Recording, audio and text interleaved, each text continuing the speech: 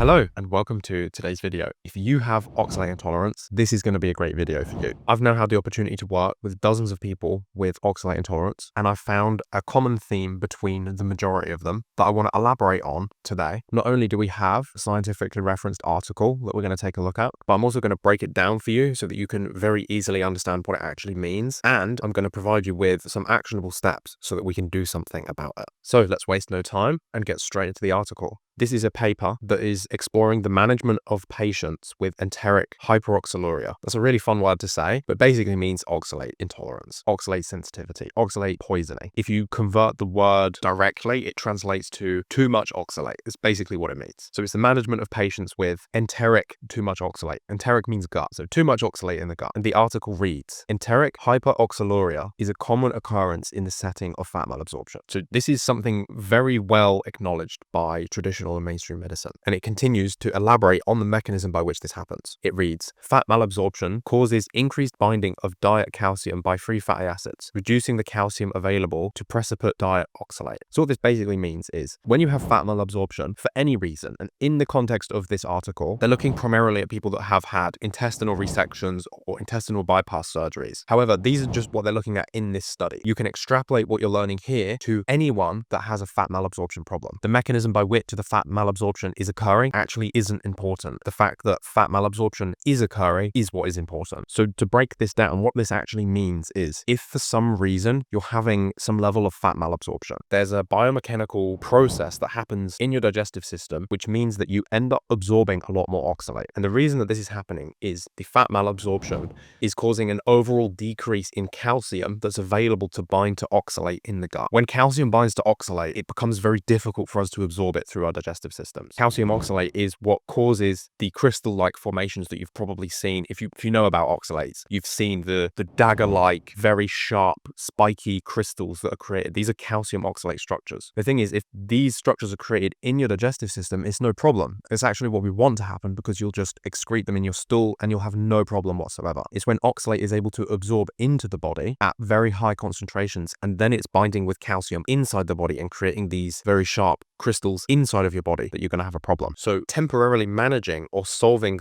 this part of this situation is actually very easy, and they even elaborate on it in this very article that I'm describing. Again, reading from the article, it states, the primary medical intervention is the use of oral oxalate binding agents such as calcium salts to reduce free intestinal oxalate levels. So this is really easy. This is literally just taking a calcium supplement so that we have an increased amount of calcium in the digestive system to bind oxalate and therefore consequently prevent it from being absorbed. And you know this intervention is successful because when you're measuring urinary excretion of oxalate, the total quantity is reduced. So this is not new science. This is very well documented, but the only place they're really looking at this is for individuals that have had intestinal bypass surgery or intestinal resections. But I can tell you the amount of people that are dealing with fat malabsorption, and maybe they actually don't even have symptoms, is actually very, very high. And that's where I want to get into the long-term solution to this problem today. So what is really important for you to understand as to why so many people are having problems with healthy bile flow, and then as a consequence being able to digest and absorb their fats correctly, is that the bile is the primary excretion mechanism for all fat-soluble toxins in the body. So in case you're not aware, fat-soluble toxins are basically all of the really nasty toxins. Anytime you hear about someone saying like, oh, I live a low-tox lifestyle, or I'm trying to do a detox, or basically what they're always trying to do is get rid of these really nasty toxins that are the fat-soluble kind. So these are the heavy metals. This is things like mercury. This is all of your plastics and your pesticides. These all tend to be fat-soluble. This is even things like mycotoxins. All of these compounds are fat-soluble toxins, and they all leave through your bile. And what can happen is if your body is struggling to remove this toxicity through the appropriate stream, through the bile becomes congested, and it's creating a fat malabsorption problem. This is also made a lot worse by the fact that when the bile isn't flowing correctly, we are more prone to gastrointestinal dysbiosis, things like SIBO and SIFO, and imbalances in the microflora, especially in the small intestine, because the bile acids are supposed to be absorbed before they reach the end of the small intestine, which means that bile plays an essential role in regulating the microbiome, specifically of the small intestine. So if you're experiencing any type of small intestinal dysbiosis, there's a really good likelihood the quality of your bile is having a significantly influential effect on what's going on in the small intestine. Now, what's even more tricky is you can get a chicken and an egg situation where for some reason the quality of the bile is low. The bile is thick, it's sticky, it doesn't have the correct composition, and as a consequence, you're not detoxing very very well, but you're also not getting this cleansing mechanism in the small intestine. And then as a consequence, you develop a dysbiosis that then ends up producing a lot of toxins that are very harmful to your body, especially your liver and the quality and health of your bile. And now you're stuck in a chicken and an egg situation where dysbiotic organisms are causing unhealthy bile, means you can't move these organisms out. And then there's a very significant portion of people that I've ended up working with that actually have another layer on top of this, which is that one of the things that caused the damage to the microflora and the reduction in the quality of the bile was actually a mold exposure. And when all of this happens at the same time, and mold is part of the picture too, mold can actually colonize the digestive system, believe it or not, is oxalate. And it makes a lot of sense when you look at organic acids urine testing and you see that people have a low oxalate diet, but the amount of oxalate that they're urinating is unbelievably high. It's like 100 times higher than the range. You have to ask the question, where the hell is all of this oxalate actually coming from? And it's true that the metabolic function of the body produces some oxalate, and some healthy beneficial organisms in the gut also produce some oxalate. But when you're seeing levels that are 5, 10, 50, 100 times higher than the reference range for what oxalate should be, you really have to ask the question, where's it actually coming from? Something is making it. And this can be a dysbiosis present in the gut, a mold has come to live in the gut, and now it is producing oxalate. I've seen at least a dozen people that have had this exact presentation. And yes, taking some calcium in the short term can reduce these symptoms, can provide symptom relief, and is a good way to manage this problem, but it's not actually going to solve it, because the problem in this situation, the dysfunctions that are perpetuating the disease state, are the dysbiosis presentation in the small intestine, the poor quality bile, and very often when you've got both of these happening, a liver that is completely overwhelmed. Not only is everything that's coming from the digestive system poisoning it, but the mechanism that the liver uses to process these toxins out and remove them is also inhibited because the bile flow isn't working. And then you have excess oxalate that's piling up. There's nowhere for it to be processed, so it deposits in the tissues or is excreted through the skin, and it gives you all of the awful symptoms that you experience with oxalate intolerance. So how do we actually fix this situation? First of all, symptom management is important. If you need to use a low oxalate diet, use a low oxalate diet, but no, it is not the solution for the long term. You can also take calcium as a supplement, but again, you need to understand it is not a solution for the long term because neither of these things are actually fixing the problem. So we need to first look at the quality, the health of the bile. We need to make sure that we have all of the ingredients to make new bile. One thing you can do is literally just take a bile acid supplement. This works really well for some people. This is literally like taking ox bile, or you could even take a Tudka that does the same kind of job. Those could be two very helpful supplements. We also want to make sure that the diet has other ingredients. So things like choline, very, very important for bile health. The best way we can get this is with egg yolks. But you can also take a choline supplement, or my preference is to actually take a sunflower lecithin supplement, because not only does it have a very high amount of phosphatidylcholine, which is the type of choline you really want, but it also has a lot of other phospholipids, which have a very nice effect of thinning the bile. Almost always what tends to happen is the bile is getting thick and sticky. And one of the best things we can do is just thin that bile out. We can improve the viscosity. And one of the best ways to do that is with these phospholipid compounds. They also have some other benefits in the body, like improving cellular permeability, but it's not really relevant to what we're looking at right now. So these can be some really nice options. All of your liver's metabolic functions are also very important in the synthesis of bile. So one of the best ways you can make sure you're providing all of those things would be eating liver. That's a really, really easy way to make sure you're providing all of the necessary B complex vitamins and other materials that your body needs to make new bile. It's also very important that we keep the bile flowing as much as possible. The only way you ever really clean the bile, the way that you change the consistency, the composition of the bile acids, and you allow that detoxification process to happen, where all of these fat-soluble toxins that are being packaged up in your body and excreted into the small intestine through the bile, the only way we can make that process happen is to have good bile flow. So we need to be stimulating the bile to be moved as frequently as we can. Ideally, you want 3 fatty meals a day, 3 meals with ideally 30 grams of fat, so that we have a strong stimulus to move the contents of the gallbladder, to excrete all of this bile into the small intestine, where this process can then occur. However, if you are experiencing symptoms of fat malabsorption, like fatty stools or like liver and gallbladder pain, you need to build your dose up gradually. You need to work towards this. This isn't something that you just go and drink half a bottle of olive oil and say, oh wow, this is really helpful. It's not. As with all things, follow the Goldilocks zone principle. Go according to what your body is able to tolerate. But the underlying essence of the point that I'm trying to convey here is that if your bile isn't moving, it isn't getting cleaned, the fat-soluble toxicity isn't leaving your body, and you're not having that cleansing effect in the small intestine. And the only way to get all of these things is to move the bile frequently. And there are a lot of other ways to do that. We could look at digestive bitters, we could look at coffee enemas, you could look at liver gallbladder flush. There are a lot of other things that you could do, but the easiest one is to just eat fat, because that's exactly the core function of what the gallbladder and what the bile is there for. So if we can stimulate it through the mechanism that exists in nature, that generally makes the most sense. There's actually a really nice shake that you can make. It's kind of like a variation of a GAPS milkshake. It's really good for moving bile and also providing a lot of components to help create new bile. And it's just overall, it's wonderful. It works on many different mechanisms at the same time. One of the tricky things though is that it does contain vegetable juice as one of the ingredients. And as you probably already know, vegetables can have oxalates in. And when you juice things, you concentrate what is in whatever you juice. So even if you're juicing something low oxalate, you may concentrate those oxalates to a point where it actually causes you a problem. However, what you also have to consider is that it's not just simply a matter of oxalate equals bad. Yes, taking some dietary oxalate from the form of juice might put more oxalate load on your body. However, the polyphenols, the bile moving effect, the B complex vitamins, all of the different compounds that are in there may facilitate your body's metabolic function enough that you can clear a greater amount of oxalate. This is something you always have to be thinking about with food sensitivities. This applies to salicylates, this applies to oxalates, this applies to sulfur and thiols, this applies to histamine. If you eat a food that contains 100 units of, let's say, oxalate, and you're sensitive to oxalates, but if you provide your body, by consuming this food, the resources that it needs to process 150 units of oxalate, even though the food has oxalate in it, overall, the net effect on your body is histamine, is an oxalate reducing effect. So don't just avoid things because they have oxalate. You have to look at the metabolic function and look at the overall equation of the metabolic function of your body, not just looking at this has oxalate equals bad. I know it would be so much easier if you could just look at things like that, but it doesn't work, and that's not how the body works. It's much more complex than that. But you also have to adjust this to where you're at, and your oxalate tolerance might be so low that you can't do these things. But anyway, I'll throw that recipe up. I'll either stick it in the description or put it on the screen somewhere so you'll be able to find it. But the overall message of this point is you have to get your bile moving. You have to provide your body the ingredients to make bile. You have to give it the stimulus to release the bile. And now we're going to look at this third mechanism, which is the microbiome. So the reason the microbiome is important here is two reasons. First of all, it can become the biggest source of toxicity for your bile and for your body. You can be producing a lot of oxalate. You can be producing endotoxin. You can be producing aldehydes and other toxic chemicals. You can even produce alcohol in your own gut. And we all know that alcohol is not very good for your liver. So we need to change the microbiome for this reason. But it's also really important that we change the microbiome because we need healthy organisms in the gut to clean the bile. One of the most common things that I see when we're looking at this poor bile quality, this oxalate problem, and we know that there's a dysbiosis present, that dysbiosis that's present tends to lean towards these organisms that like to eat bile, things like bilophila, and that other one that's really, really hard to pronounce. I'll give it my best shot. It's something like disulfivibrio. Don't quote me on that. Probably not how you pronounce it. But you see these a lot when you've got this common theme of generalized dysbiosis, oxalate problems, and bile issue. These two organisms move in because they eat bile. They clean bile. They're helping the body in the detoxification process of removing these toxins that aren't being able to leave the body. It's also very common to see any type of small intestinal dysbiosis. This is any type of SIBO, any type of SIFO. This even includes hydrogen sulfide SIFO. There's an extra layer to this. There's usually a sulfur issue that's going on. And, you know, I'm trying to just cover one topic here because it's already very complex just talking about oxalate. But